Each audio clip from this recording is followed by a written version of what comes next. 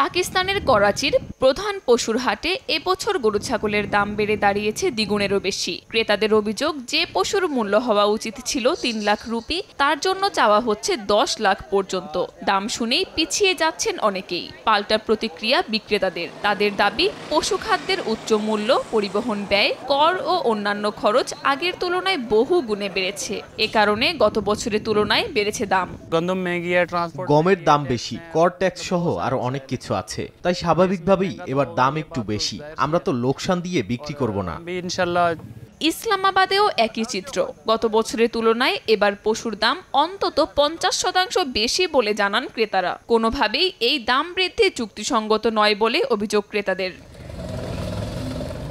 ইন্দোনেশিয়ার জাভা ও জাকার্তায় বিক্রেতারা পশু নিয়ে বসে থাকলেও নেই ক্রেতার দেখা। গত বছর এই সময়ে তারা ১০০-র বেশি গরু বিক্রি করলেও এবার সেই সংখ্যা অনেক কম। অর্থনৈতিক অনিশ্চয়তা ও পশু রোগের ভয় বেচাকেনায় বিরূপ প্রভাব ফেলছে বলে জানান বিক্রেতারা। ক্রেতার সংখ্যা গত বছরের মতো না, অর্থনৈতিক পরিস্থিতি ভালো না। অনেক পশুর মধ্যে রোগের উপস্থিতি নিয়ে বাসিন্দারা এখনো ভীতু। মূল্যস্ফীতি ও অর্থনৈতিক সংকট ত্যাগের উৎসবকে ম্লান করে তুলেছে বলে মনে করেন ইন্দোনেশিয়ার বাসিন্দারা। কাকুলি আখতার, সময় সংবাদ।